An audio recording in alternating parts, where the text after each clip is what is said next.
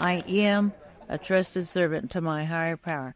My God gave me this disease so I could ultimately find my God. Therefore, the disease of alcoholism was ultimately a gift in my life because my God knew I wouldn't find him without it. And he gave me this gift, and therefore I get to carry the message. I have a purpose. I am of service to my God now. And it was so overwhelming to me when I found out that is my primary purpose, that is my ultimate purpose, that is what drives me in my life.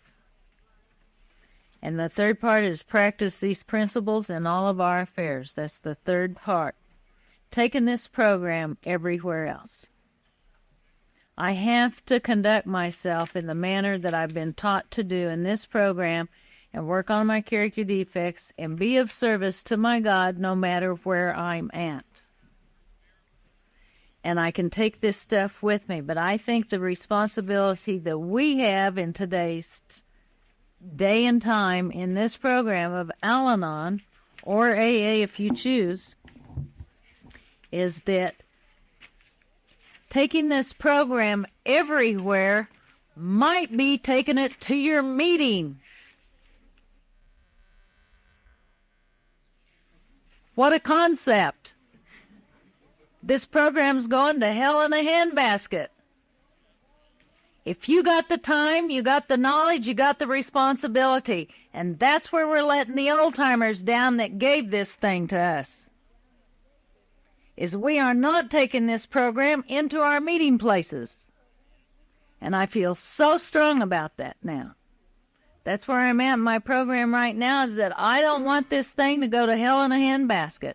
And by God, not my home meeting. I had a gal in my meeting a couple of weeks ago that she was going to go ask a newcomer to be her sponsor. 9 years, and she's going to go ask a newcomer to be her sponsor. And I said, look, I love you, I support you, but you ain't going to screw up a newcomer in my home group.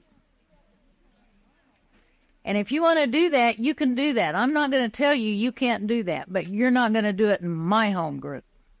Because that's not what our literature tells us, and that's not what the old-timers told us. And I called my sponsor and told her exactly what I said, expecting me to get my ass chewed out for telling somebody to leave my group. And my sponsor said, good for you. Don't water this thing down, Sue. And I felt so good. There's a prayer before step 12. As we go through the day, we pause when agitated and doubtful and ask for the right thought or action. We constantly remind ourselves as we no longer running the show, humbly saying to ourselves many times each day, thy will be done. We alcoholics are undisciplined, so we let God discipline us in the simple way we have just outlined. But this is not all. There is action and more action. Faith without works is dead. And the next chapter is devoted entirely to the 12th step. And so it's an amazing thing. Working with others, before you get to the end of this thing, you have to the wives. Isn't that a funny thing? To the wives. That must have something to do with relationships. You know, I mean, they wrote to the wives because that's what they were. And you realize when they wrote the chapter to the wives, there was no auxiliary. There was no women in AA. So they wrote the chapter to the wives for the auxiliary, really, which was Al-Anon's and AA women. So we're talking about relationships, whether it's man, man, woman, woman, man, woman, animal, man, whatever in the hell you're talking about. To the wives is a chapter for all that. The last sentence in the 12 and 12 in Al-Anon says, carrying the message is an obligation I have. Let me remind myself what I do speaks louder than what I say. There's a chapter to the family afterwards, and one more time this word comes out. I can't stress it enough when it comes to relationships with you, your God, you with your fellow man, you with your mate. The family afterwards, on page 123, the old buildings will eventually be replaced by finer ones, and new structures will take many years.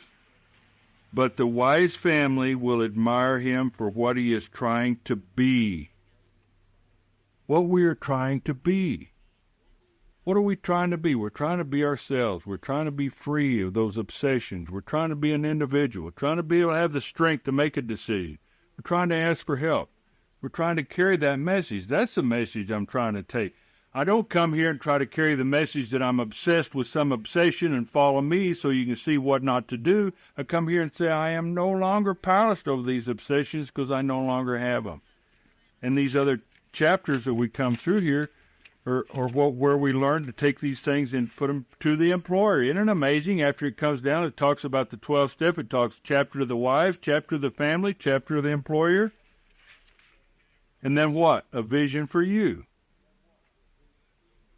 That's a spiritual awakening. For me to come here and work these steps, then I have a wife. I have a relationship. I have an employer. I have a relationship. I've had to go through all the same surrenders with that employee situation that I have with her, with them, with you. And then what do I carry? One of the worst times in my life is going down the road with a carload of newcomers and I don't have a job and I'm telling 6 guys in my car, you got to get a job. I thought, damn, that doesn't taste good, you know? And so what I recognize is that I have to do these things so that I can share it. And by the time we get here, we should know the difference between doing God's work and God's will.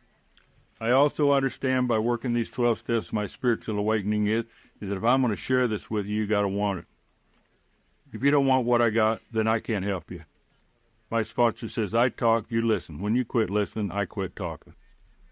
And that's as simple as that. I can help some people. Chuck Chamberlain told me many years ago, there's some people you can help and some people I can help, and they may not be the same.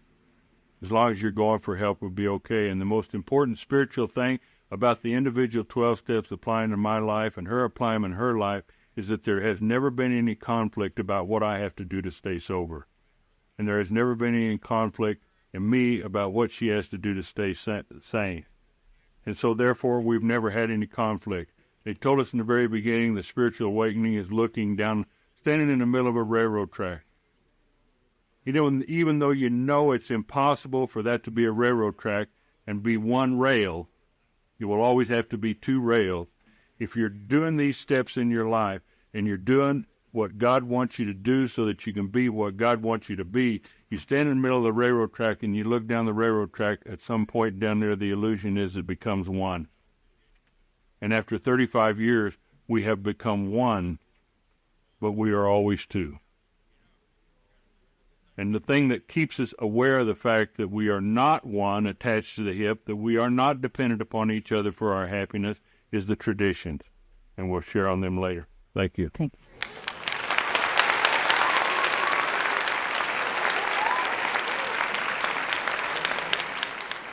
Thank you very, very much. What an exciting workshop. Boy, there was an awful lot to digest, wasn't there? What we'd like to share on is the 12 traditions and how we have used them in our life and in our relationship of marriage of 33 years and together 35 years, and in our family and the whole thing. As I mentioned, the 12 steps are for the individual and the 12 traditions are for the group, and our family is a group. We're a group here today. And group conscience is a very important thing that brings God into it. And one of the things that I really like about the traditions and the steps and the difference between the two, I mean, our group is a very important thing. Our home group, my home group's a Dog on a Roof group. The meeting's over 37 years old. It has a legacy. It's a men's stag meeting. I needed a men's stag meeting because I didn't need to be distracted by the woman or women, because when I got here I was really sick and I needed to hear from men. I've never been intimidated by men. I mean, I hear women say when they come to AA that they didn't like women and they had to develop a relationship with women. I've always liked being with the guys. I'm a guy type of guy. I wasn't, I didn't hang around with women when I drank, really. I mean, when I got to AA, I couldn't have got a hooker with $1,000 bill in each hand, so I wasn't doing anything, but that's just my story. My home group is still at Men's Stag, always has been, and it really helps me. The reason I like the Men's Stag is because I can have problems with my relationship, and then I go to my Men's Stag, and we talk about men's ideas of things, and then I come back out of there, and then what that teaches me is that I understand that men think a certain way and women think a certain other way. There's a lot of similarities, but there's certain things that I need to hear the man side of it, and then I can listen to the woman side of it.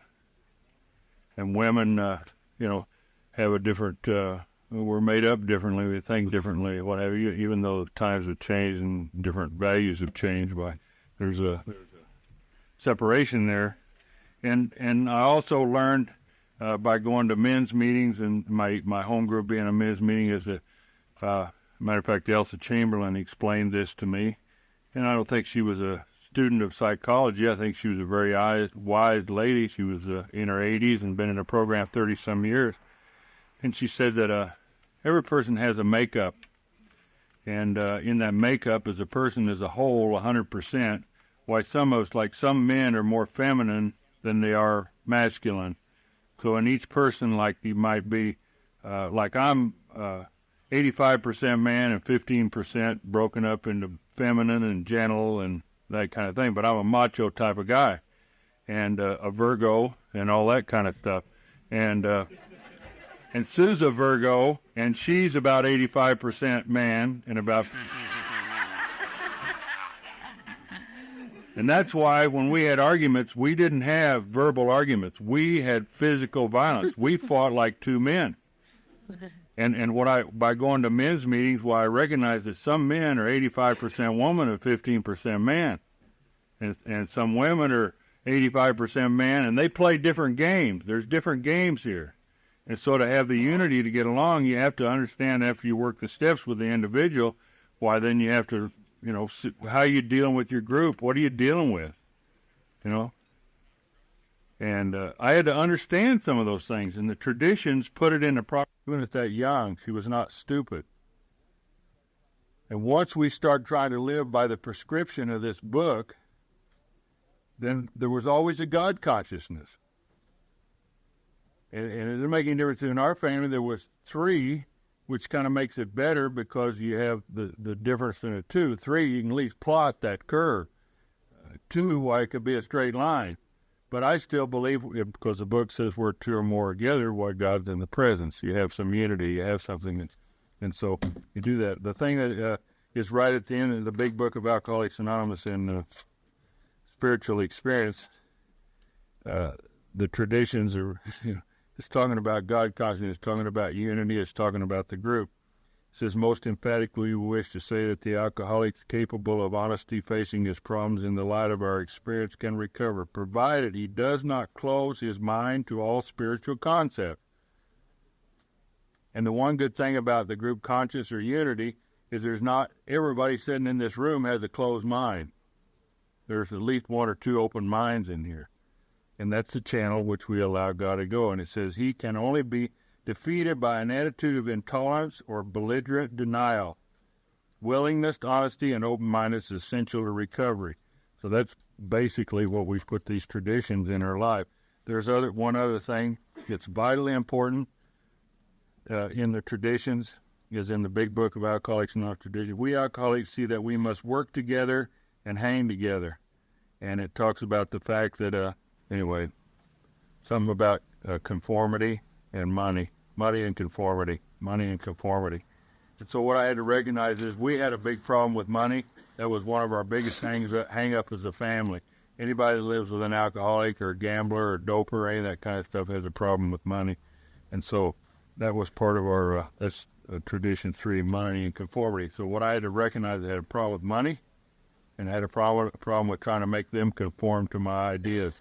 So the 12 traditions is what we brought into the home, and where we put the tradition, where it said group, we put family. And we've used that. We use it today as our guideline for everything that we do. It's like there were so many rules before we got to this program, but nobody knew what they were. So we were all playing a different game. And it's like the rules changed. Any given moment, the rules changed, whether they were with Keith. And the traditions are not rules. They're only guidelines to bring unity into a group. And I was told very, very beginning, you can use these traditions, and everywhere it says group, break it up, and it says grow up. Group. And that's the way you apply it to your family. And what the traditions have done for us is they form obedience to the unenforceable in our home. We always go with the traditions when there's a conflict of interest. And the first tradition says our common welfare should come first. Personal progress for the greatest number depends upon unity. When I first got here, I didn't have a clue what unity was supposed to be in a home because I was always leaving or not leaving. And we knew we had to get better. And it was like the first key sobriety date is May the 11th of 76. And Simone had her birthday on May the 25th. And there was something in us that said this was the answer. And we took Simone's birthday cake. He was in the detox, and we took that birthday cake up to the detox. And we had her birthday in that detox unit because that's where the answer was. We didn't plan any big neighborhood party with the kids or anything. Daddy's sober. We want Daddy to be a part of this. And so it was our common welfare.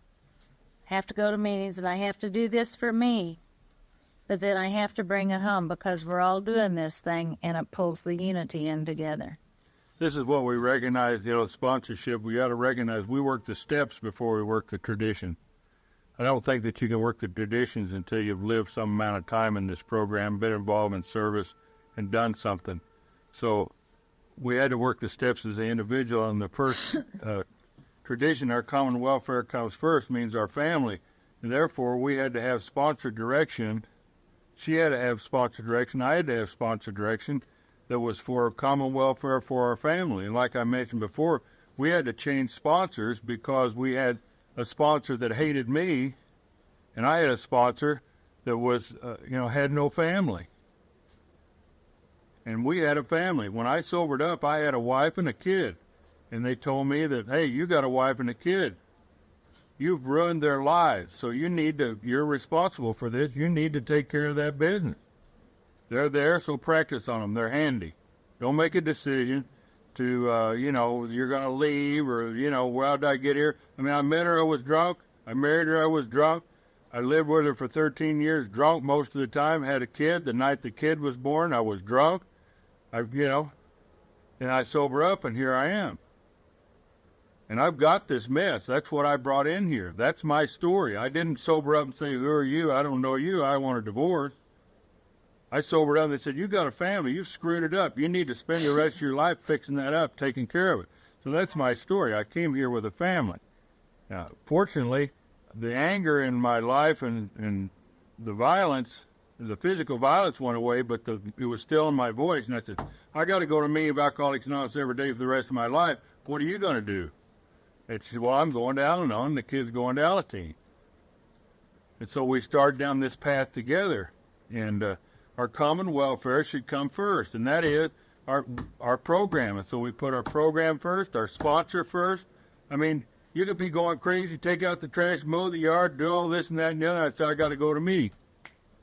Go to meeting. And I didn't like the yard being like that. I used to ride to meetings with my sponsor and Al-Anon friends, and they'd take me home, and the grass was like waist high out there. But it was more important for him to be in an AA meeting. So I'd say, okay, I'm going to get out real quick, and I'm going to run in the house, and don't linger out here because there's Bengal tigers out there in that grass. And I had to say those things for myself to help me release it, because the program was more important than a mowed lawn. And it was more important in my personal progress. I didn't know how to talk when I came here without telling him what to do and cussing him out for what he hadn't done. And in the first tradition, it talks about this is the reason for sponsorship. My personal progress comes first. So when I go to my sponsor and I whine and I complain and all those things that we do about the alcoholic, he's sober, but he's not doing this. then she got me right back into being grateful for sobriety, and so the unity came. See, one of the things in the first step that says I'm powerless. So right away, first step, I'm powerless. And it's amazing, and each member of Alcoholics Anonymous is but a small part of the great whole. So your first tradition goes along, I'm powerless. I'm just a little old alcoholic. I'm a spoke in the wheel. No matter what I think, I'm just an alcoholic. That's one thing I loved about the International Convention. That International Convention, and I sit down there that first Friday night, and there were 50, 60,000 people sitting in there. God only knows there were thousands of home groups sitting in there. There was thousands upon thousands of sponsors. There was thousands upon thousands of babies. There were people there that weren't even alcoholic. The whole damn thing. And here's a whole stadium full of people. And there's not one sponsor that controls that whole thing. There's not one group that controls that whole thing. You know? There has to be a God, and that's what I loved about the unity, that it brought me back into perspective as there's a power greater than me. My home group isn't the best home group. Who the hell are we competing with? My sponsor ain't the best sponsor. Who the hell are we competing with? You know? And what I got to keep in mind is that the unity of the thing is the direction with the people with which I'm going. So my family unity has got to go in the direction of sobriety, because I knew this. I couldn't come home to an old idea. I could not stay sober in a place where I drank, in the conditions that I drank under, because we had all these patterns. I'd come home, start the fight, bam, I go get drunk. So our unity of this tradition said that the house, the family environment had to change for me to stay sober. Now, the point was, I wasn't saying that's Keith's rule. That was a unity. What are you hearing in your Al-Anon meetings? Aren't they telling you in your Al-Anon meetings that you can't have the same conditions? See? You have to change the condition. And so that's what this first step. Welfare of our fellows. And we sit down and start having family meetings to get the communication. Like I say, we had everything out of perspective, and we started the communication. And we started our meetings so that we could have, each person could share with no rebuttal. No crosstalk, no rebuttal. And that right away put unity in there. And then that brought the second tradition in, and it says, for our group purpose there is but one ultimate authority, a loving God as he may express himself in our group conscience. Our leaders are but trusted servants, they do not govern. We started by having, and they just happened, we didn't plan them, we started by having meetings on Saturday morning at the breakfast table, and there was no ultimate authority at that breakfast table. Keith had been dethroned. He wasn't our God anymore. There's a loving God, and it ain't the alcoholic anymore. So he was dethroned. I was glad to give up the job. Like I said, my actions and reactions to my drinking, once I sobered up, the rubber band starts unwinding. So where I wanted to control, I killed animals in front of Sue and Simone so that I could put the umbrella of fear over them that you could be next. You see how quickly I killed that dog? I'll kill you the same way. And that removes all their choices. Fear. And then I sober up. Please don't kill me. Please don't kill me. I was out. The rubber band goes the other way. The whole personality change. Now I got all this guilt. I'm sober and I can't drink anymore. And I totally went the other way. I'm at the mercy of the family. See? Beat me some more. I'm full of guilt. So now with the God in our life, there is a group conscience. I remember Simone was in high school. She didn't want to have a curfew. And Keith was traveling a lot with his job, and she was staying out late. And then when he'd come home, I'd tell him, she's not doing this, not doing that. And she'd say, no, I'm not doing anything wrong. And I'd say, I know what they do out there at 2 o'clock in the morning, And so we had a group conscience. And Keith and Simone voted that she didn't need a curfew. And I couldn't handle it. And I got up one morning and I just went in, and because I'd been, the night before, I heard a wreck down at the corner, and I got up and I was right at that window, just like I used to be with Keith. And it dawned on me, I ain't going to do this thing twice. I'm not going to go through that in kind of sanity anymore. And the next morning I got up and I started packing. I didn't say one word to anybody. I wasn't mad. I wasn't angry. I wasn't playing games. I was just out of there. They'd had a group conscience, and I was odd man out, so I'm out of here. I can't live with it. Because my gut was churning all that stuff. And Keith came in, and he said, what are you doing? And I said, I can't live with that. you and Simone, it's group conscience, you got your way, and I'm leaving. And he goes, no, wait a minute. And he got Simone in there, and he said, your mom and I have been together for a long time, and she can't handle this. We got to work this thing out. Simone said, no problem. She'd been going to Alateen for a few years, and she said, when I'm going to go somewhere, I'm going to tell you when I'll be home, and then you won't have to worry about it anymore. And I said, so what if I'm not home? What's going to happen? And she said, I'll leave you a note. And so she started doing that. Now, she learned how to do those things in Alateen. And it brought some more trust into her and my relationship. See, once we communicated it brought the unity. Communication brings your unity. And it's like nobody was setting the rules. We communicated. The best thing about that was we could change. I could vote with her because I thought, you're old enough. You want to get out there and get it on, whatever, get it on. And then when I saw how it affected her, I said, wait a minute. Sue and I were together before you came along. When you leave here, it'll still be me and her. So the unity is between Sue and I, not between me and the kid. I don't know why I voted that way. Maybe I had guilt. Who knows? But I could change my mind. And that still kept it. Matter of fact, there was more unity there. And what Simone said is, well, I'll just let you know when I'm going to be out, or I'll let you know where I'm going to go, so you don't have to worry. See? So that was the thing. For our group purpose, there's been one ultimate authority, and that brought it in. The authority, by me getting out of the driver's seat, the alcoholic, the domineering, violent person, what that did is that then I could vote and they could vote and we could change our mind. And it allowed Simone to become a human being and stick up for her own principles and some things, and we listened. And it gave her some self-worth. She got to bring the principles from her Alateen program into our home. It made her an equal. Okay, our membership ought to include all who suffer from alcoholism. That's a very important thing. That is really the deal, the bottom line. Our membership doesn't have to include everybody. And a lot of people misconstrue that. If you say they say, if you got the desire to stop drinking, why you can be a member of AA or whatever. No. That is not what that tradition says. Our membership ought to include all who suffer from alcoholism. Now, if you suffer from a lot of other damn things, that's fine. There's a lot of other places to go. But if you suffer from alcoholism, it's an amazing thing that includes the families of. The end of the chapter of the wives tells you about Al-Anon. That's why I said when we worked that 12 step, the next 4 chapters there is, working with others, to the wives, to the family, to the employer, a vision for you.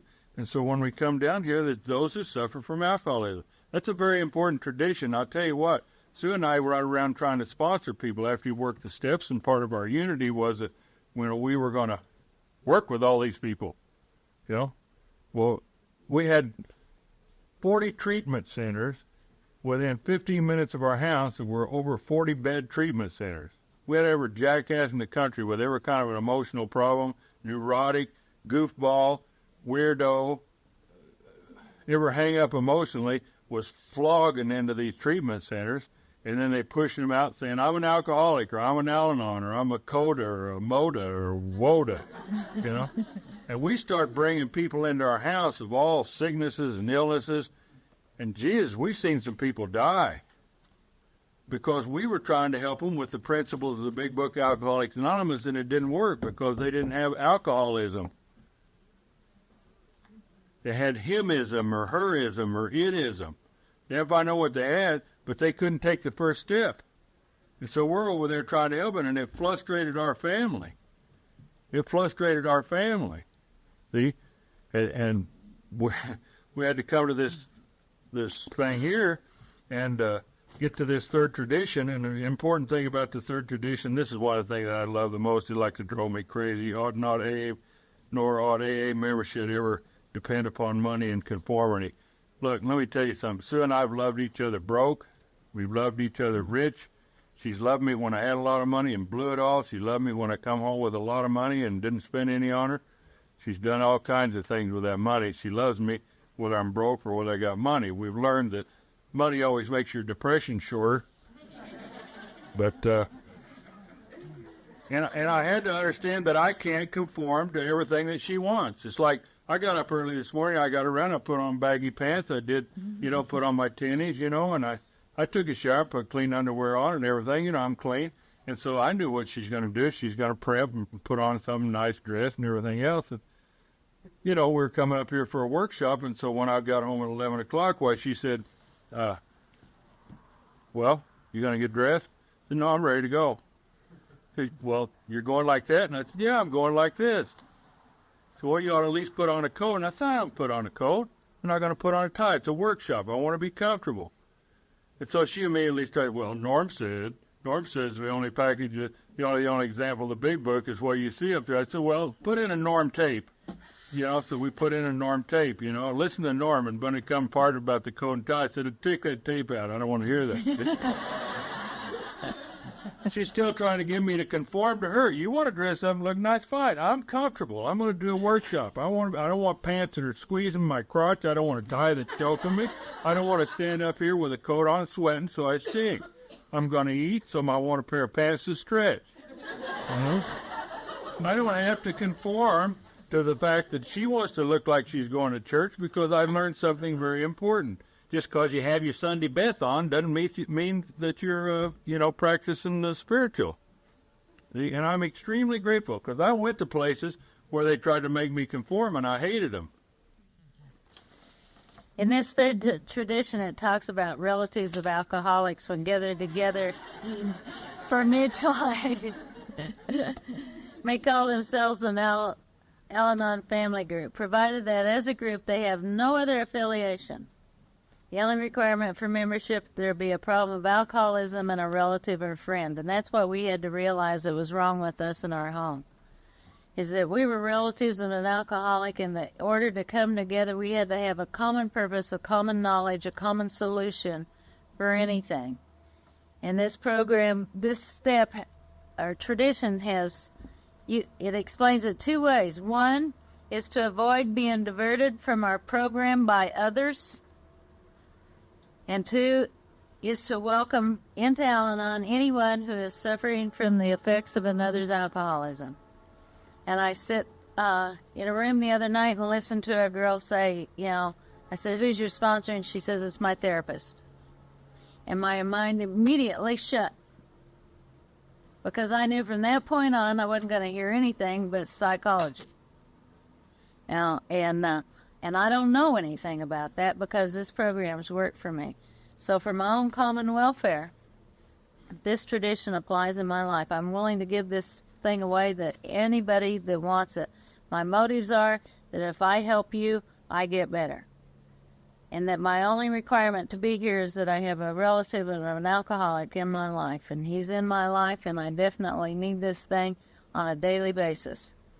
And this thing fixes me into the program. This is where I belong. I have no fight with that. He's in AA. I have no fight with that. I have never asked him to go someplace else instead of AA. I have never asked him to stay home and not go to AA. I do not have a problem with him being an Alcoholics Anonymous. When I sobered up, I recognized I had to talk to another alcoholic to stay sober. And there's certain patterns that I had that I found out through my steps. There's certain times of the day that I get thirsty. There's certain times of the week I get thirsty. There's certain times of the month I get thirsty. There's certain times of the year I get thirsty. And call it the call of the wild, whatever, but I recognize it, and I got thirsty these times. And so I got alcoholics in my life, and I started bringing them into the house. And I got all these alkies around there, different types. Now, they're sober. I didn't bring any drunks into my house. And I remember we were all lounging around in there one time, and Sue went and called up an old-timer and said, they're over here at the house. They got the ashtrays full of cigarette butts. They're in here. Their shoes are scattered everywhere. They're all in there talking AA and everything. And it was Elsa Chamberlain. Elsa shared a story with Sue about the fact of how important it meant, and, for alkies to talk together, and they'll learn how to respect your place. And as you get, the house we were talking about, there wasn't a picture frame that didn't cover a hole in the wall. There wasn't a damn broken went in there with door jams, were kicked out of there, and she's bitching because these guys are sitting in there belching and farting with their shoes off, smoking a bunch of cigarettes, you know? It looked like a flop house. Well, it was a flop house. And the reason it was good for us, and I lived there for 3.5 years under my sobriety, because I could get a bunch of drunks sitting and looking at that house, and we didn't have to talk drunk along. You just look around; it was right in front of you. No. And so what she did, the tradition there, and it's so important, is there where 2 or 3 alcoholics are gathered together. Where 2 or 3 alcoholics were gathered together, something was happening that she couldn't do. And that's what it tells us in the family after. There's a lot of jealousy there that here all these alcoholics are helping me stay sober, and those who love me couldn't.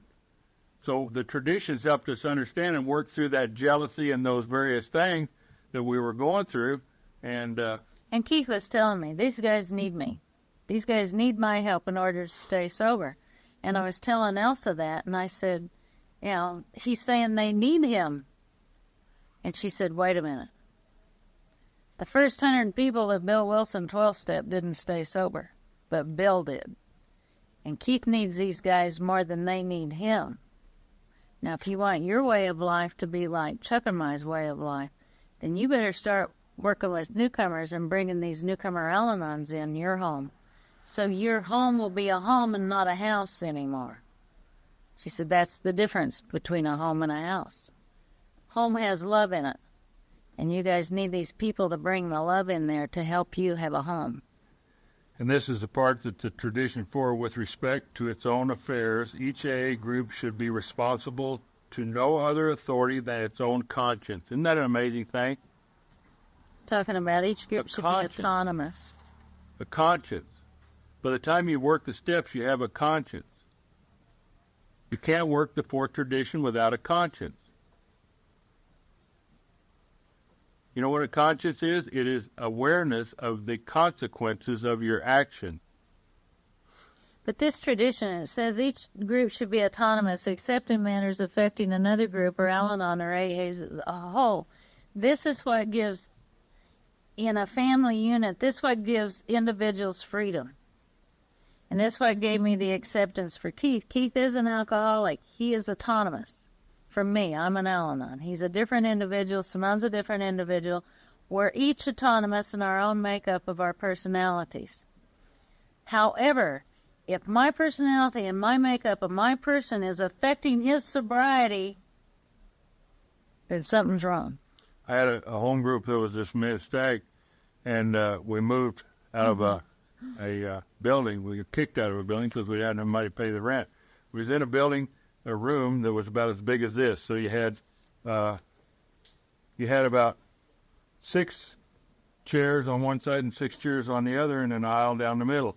And we were kicked out of that room, and we went and got a room for free that was about big enough to have 6 chairs with no deal. You had to have a little room along the sides for aisle, but it was a long room, real long and narrow. And so I was the setup guy for this thing. And so Sue told me one day, son, let me go down and help you with that. So she goes down, and, you know, we're pretty new. And so we decide what we need to do, since you could only have 6 across, to get an aisle in there, you turn them so the alkies were all facing the front and had the podium up there like this room. You're all facing this way. Well, her idea was that you turn these people so they're looking at each other. In this long, narrow room, you turned this thing so you could have an aisle down the middle, but you turned these people so they could see each other. And the podium was still down at the end, but all these alkies are looking at each other like this. Geez, they come in and put the meeting started, and these guys all started looking at each other, mad-dogging each other across there. They never heard what the guy down at the podium was saying. They had a big fight in there, blew it all up. And I ran out. I didn't tell him, who the hell set this room up like this? I wouldn't dare tell him until a long time later that I did it, really, with an Al-Anon. Al-Anon didn't know what the hell alkies could handle and couldn't handle. All of them guys in there all mad-dogging each other. And so I learned I ain't going to ask her to help set up my AA meeting anymore, you know. And what I recognize is there's certain things here that are conscious to the group. What that taught me is that just because you think that's a good idea doesn't mean that it's going to respond to my personality. And the opposite side of the coin is, if that is the way I respond, to something like that, she must have some things that she responds to that are the same way. See? I remember one time we got out to eat, and Keith ordered pea soup. I'd never seen him eat pea soup before. And I said, yuck. He goes, I like pea soup. I said, it tastes terrible. He said, Sue, what you have to realize is that pea soup tastes different to me than what pea soup tastes to you. And it's true. And it's the same way in life. I don't think like an alcoholic thinks. I don't understand what an alcoholic understands. He doesn't. He's the same with me. He doesn't understand a woman. He doesn't understand an Al-Anon. Now, I quit drinking in new sobriety because I just quit. And he didn't understand how I could just quit. It wasn't a problem. Somebody punched Mike. We can't tell if you're snoring or farting.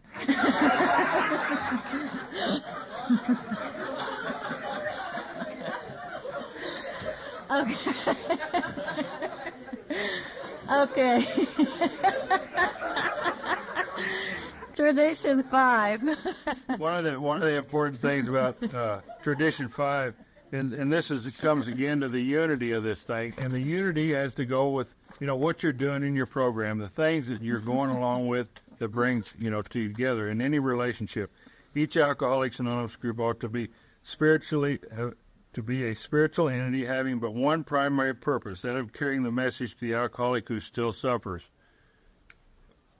What we had to understand is my impression of the alcoholic who still suffers and her impression of the alcoholic who still suffers are two different things. If you got two alcoholics living together, your one's impression of the alcoholic who, selfish and self-centered, you may be the one that's suffering. And if she's the one that's suffering, you ain't going to help each other. It's so obvious in our home. Keith works with alcoholics, and I work with Al-Anon. An alcoholic come home or over to our house, and he's chewing on him like crazy, and I feel sorry for him. And then some gal will come over, and she'll be hurting and stuff, and I'll just be hollering and pounding on her, and Keith goes, God, don't do her that way. She needs some love right now, And it's so obvious in that setting. Okay, Tradition 5. The thing that you got to understand about Tradition 5 is goes back to the simple thing is that one of the things that we had to have in our relationship is we had to have a common purpose. A common purpose is not to make me happy, for me to make you happy, not for you to get what you want and battle with me. The common purpose is to carry the message to another person. That's what we said about the step. The steps is so that we put a power in our life that allows us to be what God wants us to be. Acceptance, love, and unity.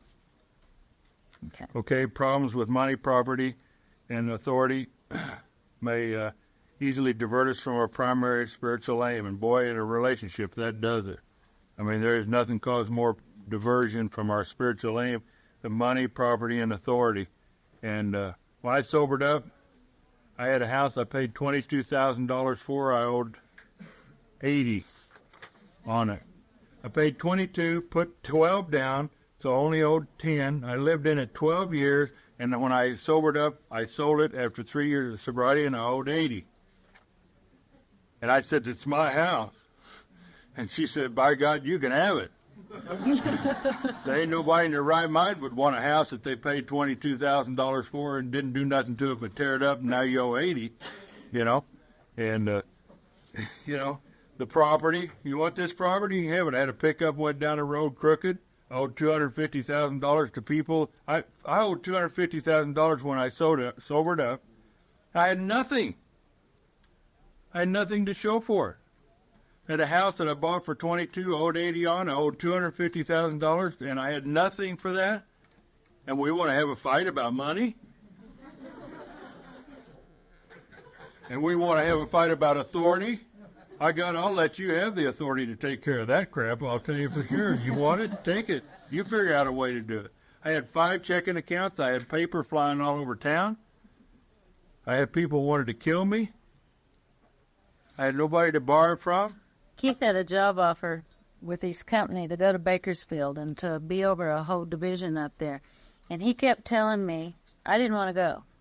And he kept telling me, look, babe, we can get 10 times the biggest house. You know, I'll be somebody. I'll be the guy over the whole area, and you'll be the first lady of Chevron. And I'm saying, I don't want to leave my program. I don't want to leave Orange County. At that point, Bakersfield, I didn't know what they had up there, but I knew it was smaller than Orange County. And I didn't want to go. And there wasn't no divorce, no talk about that or anything. It was just send money. If you're going to go up there, send money. So we wrote. And I took it to my sponsor. And bottom line in my inventory that I wrote with my sponsor, money, property, and prestige gets alcoholics drunk. If we go up there and do that, he's not talking about the program out there or nothing. He's talking about money, property, and prestige. He's going to end up drunk if we do that, and I don't want to be there when it happens. And I said, I'm not going. And Keith did some writing, went to his sponsor and shared it with him, and he decided to turn down that promotion. And his company didn't understand it. But we both did it for our programs. And it was individual decisions. Nobody put pressure on either one of us. You know, we just let the other one do what we were doing. We didn't even know he was writing and sharing it with his sponsor. One of the things about this tradition is about the group in our family is that this sixth tradition talks about the unity of the group. And in our house, the individual's group has had just as much authority in our family commitment as the individual sponsor. See?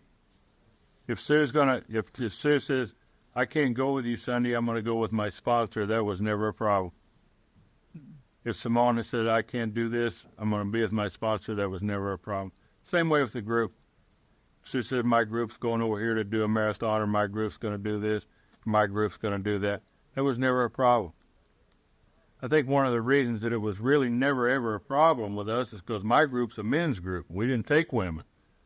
You know, I mean, we have 2 camp outs a year. We had things that the men did, and women don't go. See?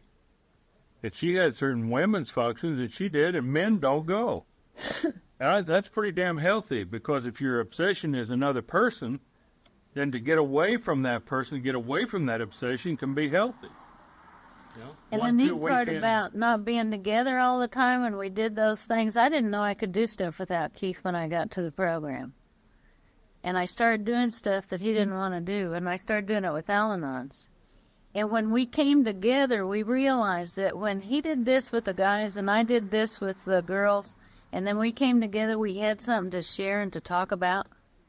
Besides saying, you're doing this wrong and you're doing that wrong, I just talked about, oh, God, we went here and we had a marathon, we did this, and so-and-so said this, and I heard this, and it was great. It brought in unity back into our home. It brought program into our home. We went and supported Simone doing Alateen functions, and what happened is that we all had a primary spiritual aim. You know, all of our focus was in the same place. We did things with Simone. We wanted to move out of that old beat-up house, and we had a chance to move out and get another house. And we tried to, fixed it up and tried to do everything. And Simone was the Alateen. She was a speaker at the Bakersfield Roundup, and Sunday morning speaker. And Sue and I didn't have any commitment there. And we went to our sponsors, and our sponsors said you should go and support her. When we'd had this house up for sale, and it wouldn't sell. Nobody'd look at it. It was just, and we'd actually made an offer on another house. It was just a total, everything, all the ducks were lining up. And we were praying and praying and praying. And Simone said, look, I got this commitment. I'd like for you to go. And so we took my sponsor and his wife with us. And we went there, and Sue's sponsor was already there. And we devoted our whole weekend to support Simone and her home group, Alateen. And, I periodically I have them little thoughts. I wonder what's happened to that realtor's trying to show that house, and everything. We went in there that Sunday morning and listened to Simone talk, and she had a beautiful relationship with her God, and the house didn't bother her. Hell, she didn't care whether the house sold or not. She was really in acceptance. And I'm thinking, God, I wonder if they can, and I'm sitting in there doing all that of what's the house doing and this doing or what's she doing, and Sue wants this other house, and I want to get this other house. Simone sat up there and talked about God is beautiful. I got angry because she had a good relationship with her God, and I'm not. We come back that evening, 6 o'clock that evening, pulled up in the driveway. The realtor was locking the door on the house, walked out and said, well, I sold your house. I said, you got to be kidding me. No, I was just getting ready to leave, and a couple pulled up in here and bought this house. See, and by me putting my support into Simone and sitting there and listening to her relationship, even though I couldn't get a conscious contact with God, all I could do was just take my body and go over here and sit in here, sitting in there listening to her. What are we going to do? What are we going to do now? And then pull up there, and it was so. See? If I'd have stayed home that day, I'd have probably run those people out of the driveway. What the hell are you putting in the driveway? Get the hell out of here. Oh, before that, everybody came, he had to go wash off the driveway. That was his way of getting ready for people to see the house. So tradition says, experience has often warned us that nothing can so surely destroy our spiritual heritage as futile disputes over property, money, and authority. There is no argument. We worried about money. We worried about all this stuff. We've argued about it and done all kinds of things.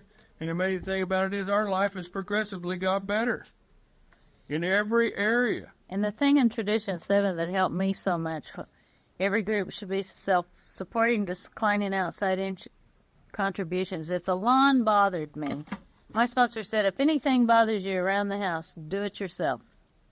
If you want it done bad enough, do it yourself. Don't wait on him to do it. And don't fight about it. If it bothers you that much, do it yourself.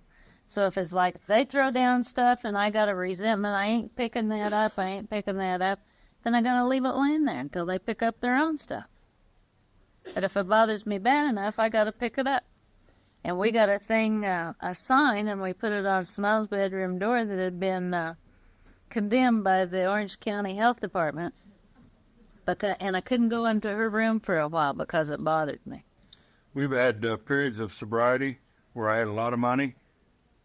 I mean, millions. Because I had the ability to make a lot of money. And there was a period of time when I had enough money to buy my home group a building, and be the ultimate authority, buy the property. Would have been nothing to buy a piece of property. And, I was told to take care of my family first for the long term. Instead of running down and buying my home group a building, I took my money and gave it to Mother Superior, Al-Anon, and she said, what you need to do is think about your family and retirement. Instead of running over here trying to buy something for your group, you better put something away so that your family can have some retirement, a future.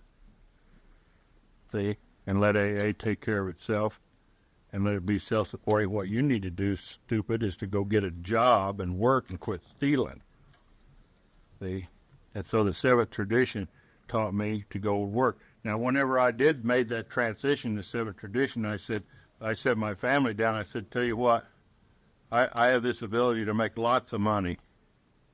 Sometimes good, sometimes bad, sometimes legal, sometimes illegal. But I have this ability to make lots of money. Always have. But what I had to recognize through this seventh tradition is that in sobriety, the way I handled the money was causing undue anxiety.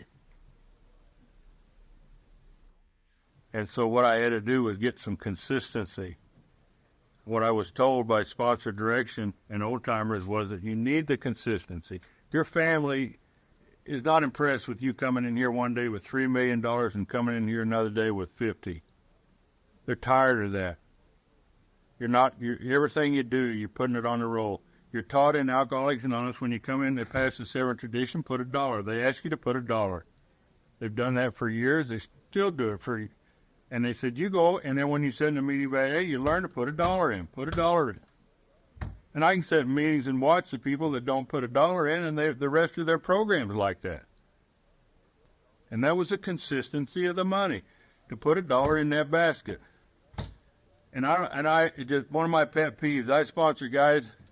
Some of them, and they come in here with nothing, and then they get sober and they make a lot of money.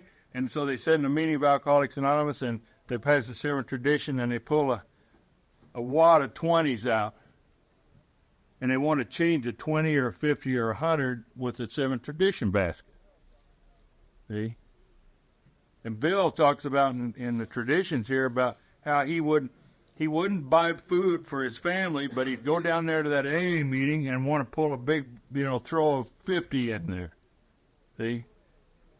And they taught me, when you go to AA, the price of admission, if AA is given you, you put $1 in the basket, which means you go someplace and get some $1 bills, and you carry them in your pocket, so when they pass that, you put that dollar in there. You don't have to impress us with your big wad of money. We're not a bank. Your responsibility is to get those ones, have them in your pocket, and when that comes around, you don't throw change, you put $1 bill in that basket. That's a responsibility before you get to the meeting. Very basic. It's necessary to get the coffee and the things, to pay for the rent and all those things. And when I did that, it was not a problem. I did that. But what I had to recognize is that I was doing the other over at the house. She said, "Can you give me $10?" I said, "Yeah, if you can break 100. My sponsor was there one day when that happened, and we walked out, and she said, "Your self-worth's really low, isn't it?" So the next time I went to Keith and asked for money, I said, "Can I have 100?"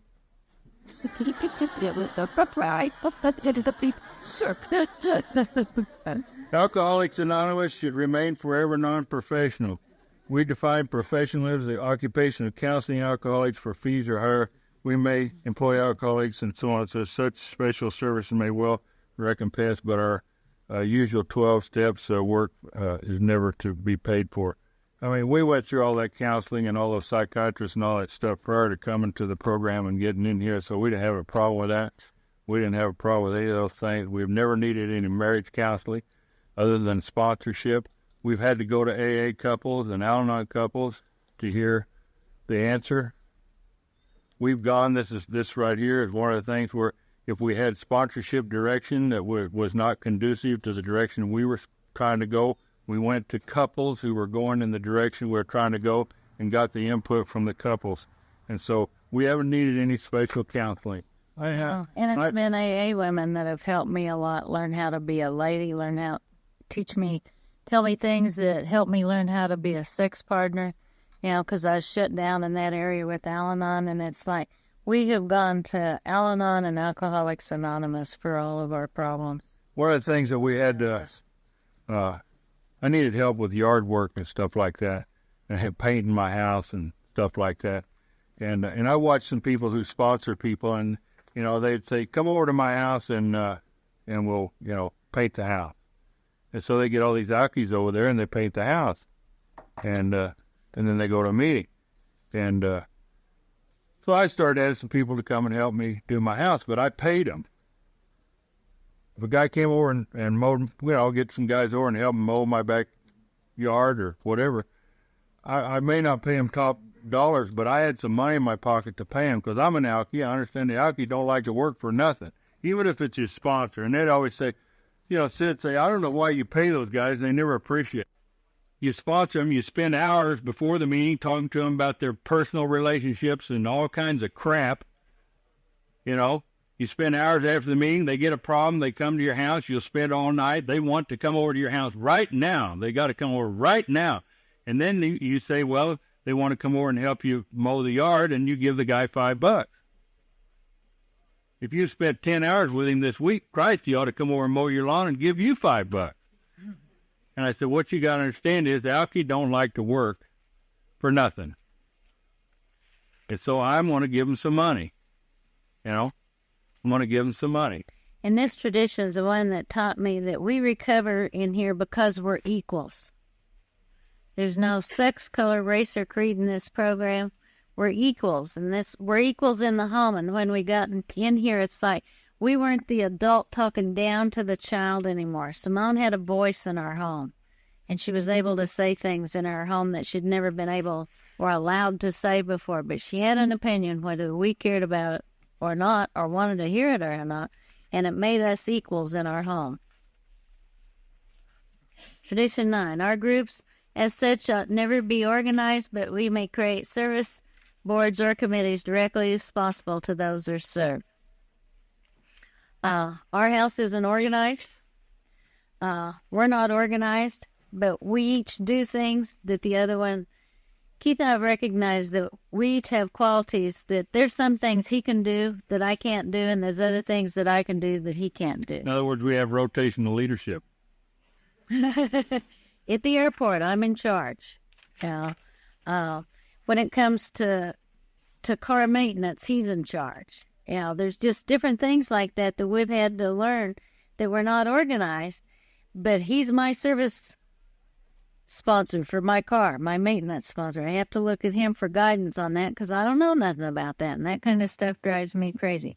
By the same token, when we're in an airport and they're not leaving on time or the tickets are messed up, he can't handle that. And so I'm the service board at the airport. What we had to do is just split up our bills. Yeah. See, this tradition taught us how to split up the bill. And I don't like a lot of little paperwork, and so she can take it to work and do it at work. So she gets a lot of the little bills, and I make the big payment. Because I'm Big Daddy, and I make the biggest check. Yeah, he pays a lot of the amount of money going out is pretty equal, And it's got lopsided at times, and I had to have a sponsor come over and say, look, asshole, pick up some of the slack over there. Oh, yeah. That was a neat day. But there was a day when he quit making all the extra bucks illegally that he was doing, that he couldn't make all the payments and carry the load and be Big Daddy anymore. I set him down and I said, I'm not going to live this way of life with money anymore. I'm going to go get a job, and I'm going to live on a fixed income. I'm not going to have this, feast or famine stuff. And, oh, that's great, Daddy. That's good, blah, blah, blah, And I said, what that means is I'm going to go. The year that I did that, I made over $200,000 in that one year. And the next year I made 16. That was a social shock to that family. I was going to World Service one Saturday morning, and I went in to kiss him goodbye. And he was in there working with the bills. And I said, what are you doing? He said, I'm paying bills and I'm short. He said, I can't handle it, so you're going to have to start helping me handle this. And my sponsor told me to get ready for it, and for us to work it out. And she said, I'm not going to tell you what to do. You and Keith work it out. You know how much each one of you makes. Be a team. And so I'm standing there, and Keith says, I can't do it. Can you handle these? And I looked at him, and I said, yeah, I can. And he said, okay, fine. Thank you. He said, what'd you come up here for? And I said, I came up here to tell you that I was going to World Service, kiss you bye, and tell you I love you. And he goes, well, and I said, I don't feel that way anymore. You're going in a common goal, and so this tradition says all such representatives are to be guided in the spirit of service. And so as a family, we're guided in the spirit of service. We live in a nice house today. It's comfortable. It's clean. One of the things that this, if there's any professionalism in our home, it's the fact that we got a housekeeper. And that housekeeper, we've had that lady for almost 20 years now. And she is a curse. She's a demon, a devil. She's just everything that we should have fired her 100 years ago. She's been cleaning our house ever since New Sober. That was the thing that we got. We would not live in the filth and the unorganizing of thing. And we agreed that Sue should pay for this housekeeper since that was her job. Now, if I wanted that service, I paid for it. I remember one night Keith was reading the newspaper, and he said, do you know that it says here that 85% of working women clean their own houses? And I said, yeah, well, does it say how many meetings a week they go to? Yeah. And so I got that housekeeper, and her name... I got a gardener. I was having alkies come over there, and I was paying them as much as a damn gardener, and they were mowing the yard wrong, knocking sprinkler heads off. They were doing every damn thing. They were staying sober, and it's 12-step work, but I finally said, look, you get a housekeeper, clean the house, get a non-alcoholic, clean our house, and I'll get a non-alcoholic gardener to clean the damn yard, and then we'll just go to meetings and work with, crazy people. And our housekeeper is crazy. She needs this program, but we're afraid to 12-step her because she does stuff in our house that we don't like to do. Tradition 10, no AA group or member should ever in such a way as to implicate AA express our opinion on outside controversial issues, particularly those politics, alcohol reform, and religion. The Alcoholics Anonymous groups oppose no one concerning such matters as they can express no views whatsoever. I live in a neighborhood where they don't know I'm an alcoholic. I don't have any stickers on my car. I've been through all that stuff. When I came to AA, I had stickers on my truck, all kinds of, I was a hick, Okie, Texan. I had all them, always them old pickups, and I had all them ass kickers inside, and if you ate shit if you ate a cowboy, and God is coming, and boy is he pissed, and all that stuff all over. And I don't put any stickers on, AA stickers on my car. I don't have any things in my house that says an alkie lives here. Cops don't come to my house. We got a gardener. We keep it clean. We don't do any of that stuff that implicates it. We don't, people come to our house and park their cars out there that have stickers on it, and I don't know whether the neighbors know it, but we don't advertise that. My neighbor, we got a new neighbor up there, and they had a pool, and they had a party, and they put flyers out all over the neighborhood. We're going to have a party tonight, get drunk, raise hell. Please don't call the cops. Let us know if it's too loud, and we'll tone it down. I have never had to put a flyer out in the neighborhood. Then I'm going to have 150 alkies over at the house. If you don't like it, go to a meeting. We got a meeting hall. We got that. We've had a shop. We've had those things so that the guys can come and go where they belong. And part of my amends to my neighborhood is to not act the same way in my neighborhood that I did when I was drunk. When I was drunk, it was like a combat zone. I had people come and going day and night. All kinds of crazy noises and screams and shooting on going off, and took people's parking places, parked on the yard, parked in their driveways, urinated on their bushes, threw bottles in the front yard. Beer. After people, we had a party, there'd be beer bottles busted everywhere. There'd be cans of beer everywhere. We clean up after ourselves. And the thing with this tradition that's helped me so much, it says that we have no opinion on outside issues. And I've used this so much in this program. When people want to gossip and say stuff about somebody else, and I really know if it's true or not true, I've just learned to say, no, thank you, I'm working the tits tradition. And they go, huh? Because I don't have any opinion. I've had enough gossip go on about me, thank you very much. I just don't need to add to somebody else's pile if they're going through stuff. I use this tradition in the house because Sid come in, she got to go someplace. She's got it narrowed down to about 3 different dresses. And so she'd come in and she'd put this dress on. What do you think? I ain't never going to say the right thing. I know. Because she don't want to wear it either. She's already got it on. She don't want to wear it, so she got 2 more to try on, so she asked me. And I just use this tradition. I said, I don't have an opinion on it. I love you no matter what you wear. Aww. I love you best when you got nothing on. It just takes all the fight out of these things. If you got no secrets, see, that goes back to that 5th step. In a relationship, if you're working that 5th step and then you take those 23 tools of that 5th step, then there is no outsider. There is no opinion about what. I either love you like you are or I don't. I don't have an opinion. I've accepted you. And that's the whole thing. Okay, tradition 11. Our public relations policy is based on attraction rather than promotion. We need always maintain personal anonymity at the level of press, radio, TV, and films. We need guard with special care the anonymity of all AA members. What I had learned when I was new is that if I'm going to break my anonymity, I've got to make sure it doesn't bother him. Yeah. And our this tradition, my sponsor told me here a while back that this tradition gives security to the insecure, and it gives humility to the security. And so it's like, it's a personal thing with me. It has to be a personal thing with you. It has to be a personal thing with Keith. It's a program of attraction, and we don't promote it at our house. If I don't like what Keith's doing, I try to, rather than chew him out anymore, because I realize that anytime we have an argument, we both lose.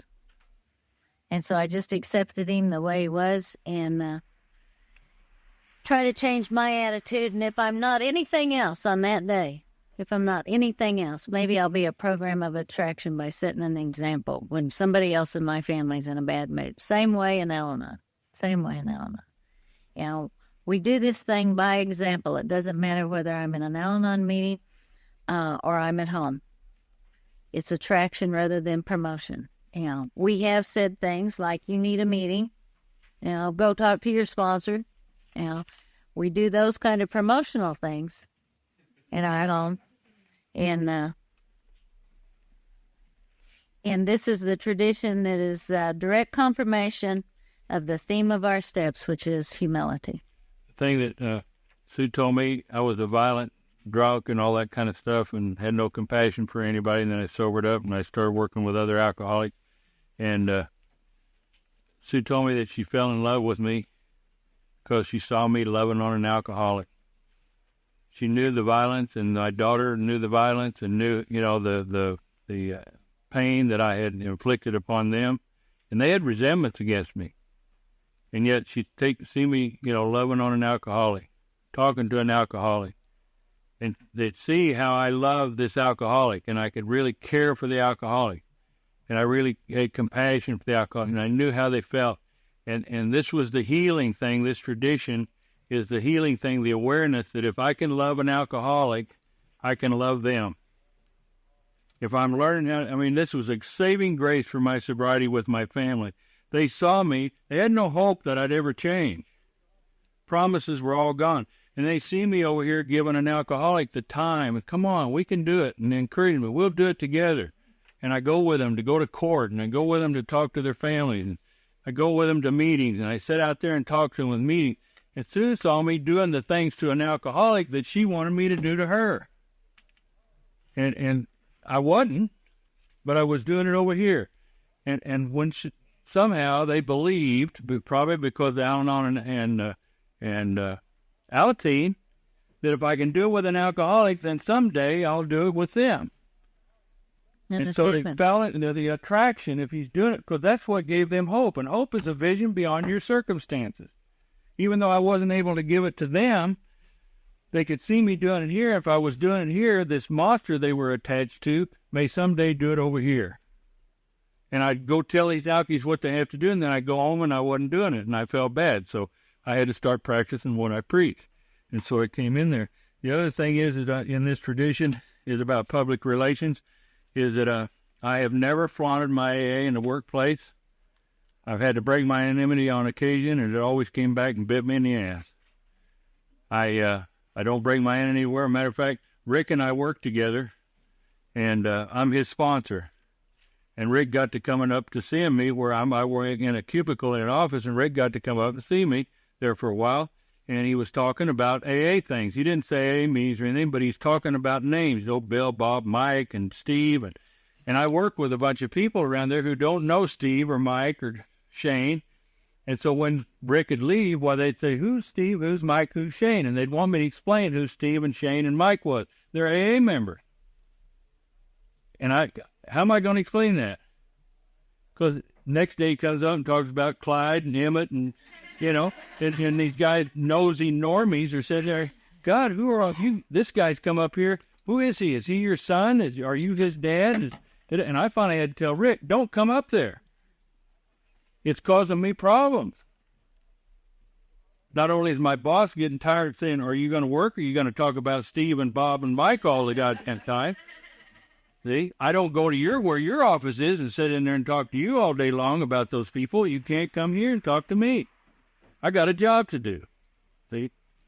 And what I was talking at the very beginning, if I'm working a program and somebody in the work area sees that I don't go to their drunken parties, I'm not coming in with hangovers, and maybe my boss has got a son that's got a problem.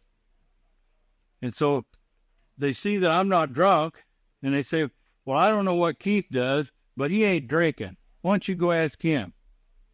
And then if they come to me, I can say, well, I've always found that Alcoholics Anonymous works best for me. But I don't break my anonymity.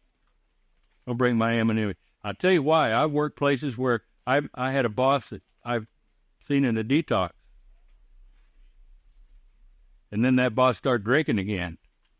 And God damn, he hated me. He hated me because he knew everything about me, and he hated me, and he gave me the most vindictive crap. He ran me in. He gave me all the shitty assignments. He totally wasted my ass because he had that resentment against me, and he had the authority to punish me. And so I had to, go on with those kind of things and keep my anonymity. The same thing with our home. We don't go to our neighbors or anybody else and talk to them like we talk to you. We don't talk to people about, well, what do we do to have this relationship? We can share it here, and then we talk to people, outside the deal. So that Tradition 11 is really important on our public relations. And I'm a really firm believer. I mean, it depends upon where you come from and what you did, but I'm a firm believer that this tradition here tells me that I should not live in the manner in which I did when I was drinking.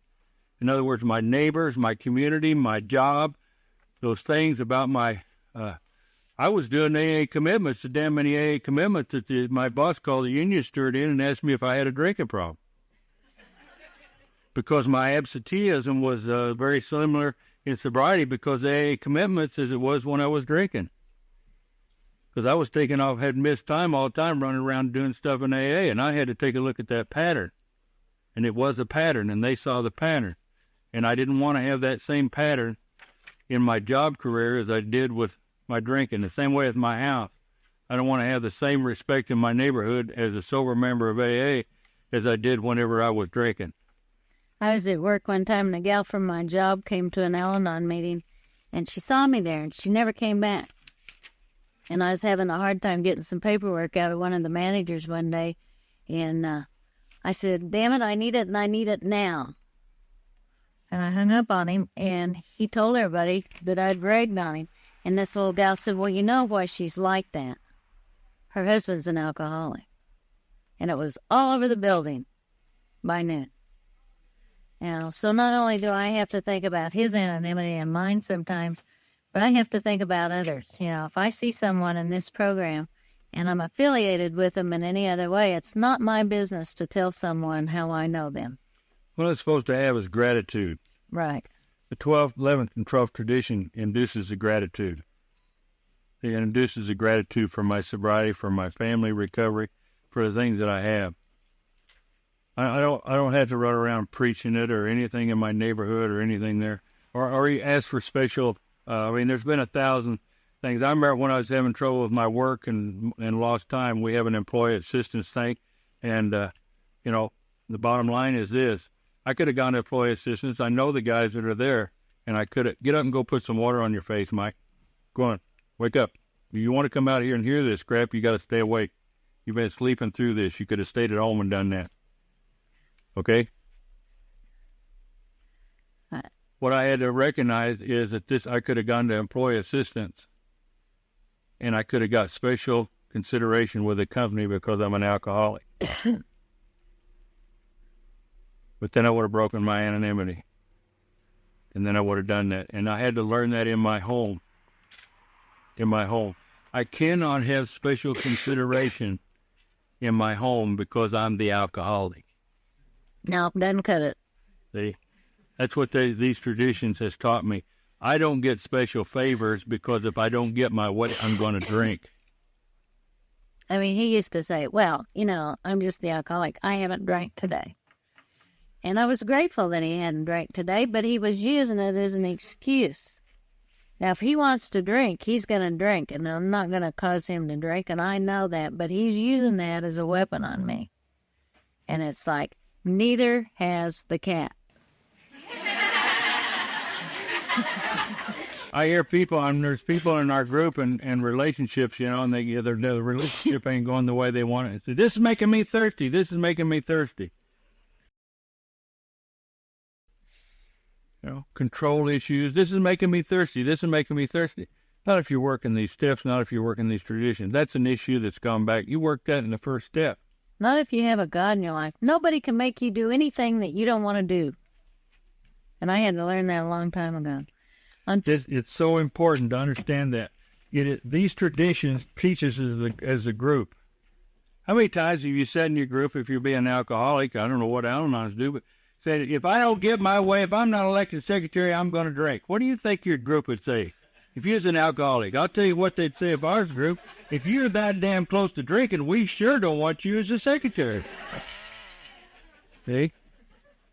Now, we've had some weird things happen. We had a secretary of a men's meeting that turned out to be a woman, and we didn't know it. She got busted, and they took her down and stripped her and found out that she was a woman, and she said, call somebody from the group to come and get her out. And I said, wait a minute. That's a men's meeting. So we've been disillusioned on occasion. But what you have to understand is that these traditions is unity. It does not mean that if I don't get my way or I don't do what I want to do, then I'm going to drink. This is unity so that you don't ever get to that point. It's what brings us together where you can feel like, I need help, not I'm going to screw you up. If I don't get my way, I'm going to mess you up. If there's a God and there's unity and there's principles in here, it's like anybody will help anybody. It doesn't matter. That's the love of the program. That's the language of the heart. That's what we work for, because that's the ultimate reward around here, is that we get to pass this thing on to another human being in order to keep it. People will fail us, but principles never do. And that's why this big book of Alcoholics Anonymous is to stress the point. That's the first AA. That's the text. The people was talking to us, that we've talked about it here recently, were in sponsorship. It is more important for me to have principles in my life and you to not like me than for me to be the individual that you want me to be and for you to like me. See? And that's what the things, all of my pain and sobriety has been through personalities. Through sponsorship, I get involved in sponsorship, and I sponsor a person for a period of time, and then they don't want what I have, or they change, or they get a different obsession. They fire me and go off in another way. I've given them my best shot. I've given them what I had. Like my sponsor said, I talk, you listen. When you quit listening, I'm through talking. And that's the principle of this thing. And by the example of what these traditions and the steps in our life, in our home, then we have a unity there. We have a family there together. It's by our individual program, applying the steps in our individual program. We have the greatest blessing, the deal, because we always give the credit to God. See? If I'm going to take responsibility for your sobriety, I got to take responsibility if you get drunk. If I'm going to take responsibility of her being my wife, I got to take responsibility for the whole thing, the whole package. And so the 12th tradition teaches us about principles, about the thing. I can't take any hotches. Sue and I, we work with a lot of young people, sponsor a lot of young people, take them through the steps. We have literally had young guys come into our life at 15, 16 years old, and Sue and I were their parents. 15 years old, they sobered up, and they're like little 6-year-old kids. And I've sponsored them for 10, 11 years. They sat in our kitchen and cried about when their girlfriend was pregnant. They sit in there and cried whenever their wife was pregnant. They sit in and cried when they lost their job. They sit in and cried when their girlfriend left them. They sit in and cried when their wife left them. They cried about this, cried about that in our house, just like raising a kid. And then they come along, some girl will come along and say, well, get away from the drums. They're no damn good, and so they go off with them. They just walk out of our life, and they don't come over and say, gee, Mom and Dad, I want to thank you for raising me for the last 10, 12 years. We didn't do that because we're not their parents. See? A good example of this is when Simone got married in Italy. I mean, this program is so strong and first in her life. And the girls that she sponsors is her gift, her wedding gift. They put in money together to buy an airplane ticket for her sponsor to be at her wedding in Italy. Now that's principles above personality. Yeah, I have to look at what we put these steps and these principles in our life. We came in here beat up, beat down, and ruined, ragtag. We bought this thing packaged and sealed, the whole hook, line, and sinker.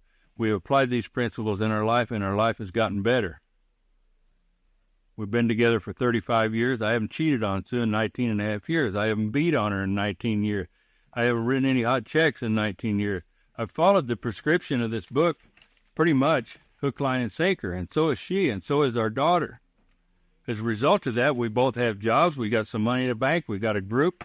I got a group. She's got a group. We got sponsors. There's no conflict there. We're got comfortable living. We got some retirement. We got a nice house. Our daughter's married. She has a career. She has a group. She has people she sponsors. Her program is her number one thing in her life.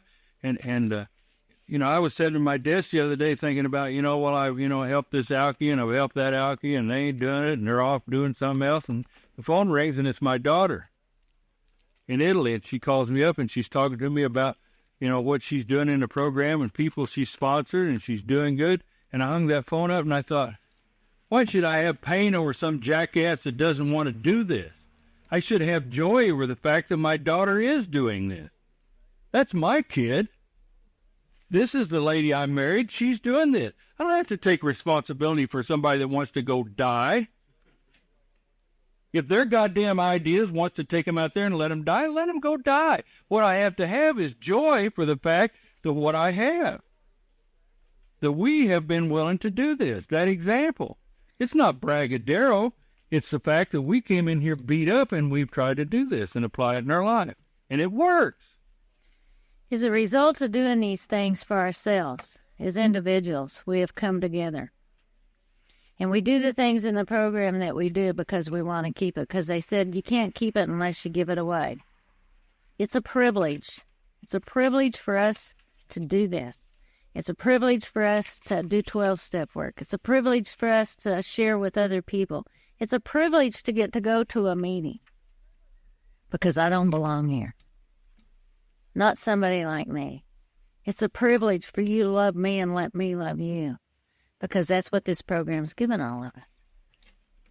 It's a love beyond anything I've ever had because I found a God of my own understanding. We have a relationship with our God today because we have not sold out. We have not sold out to compromising experiences or to somebody else's behavior. One of the greatest gifts of that closing prayer is lead us not into temptation. And we have had to stick with the principles of this program, which means we've had to walk away from people who tempted us, things that have tempted us, places that have tempted us, to keep a spiritual thread in our life so that we can go down this path and grow and change. And we've changed. The grass is not greener on the other side. And I'm going to stick with these principles one day at a time. And every time that we get a chance to come and share these things, it reinforces that. And next weekend, we're going to have David A. come out from Texas, who's been here for 29 years, and he's going to talk about the traditions at our home group. And I got to talk about them tonight, and you got to listen. Some of you will be there, and Sue will be there, and I'll listen to him, and I'll hear something new that I can take, even though I've shared with you tonight. I'm an open channel because of what I've done tonight, and I'll hear something from that person that will build on what I have shared with you here. I'm teachable. I'm interested in that. I'm excited about that because what it has done in our relationship and what it's given our family. I've never quit being grateful for what this program's given us and where we're at today. And we couldn't have it by ourselves. You guys helped us get it and introduced us to a God. And thank you all very much.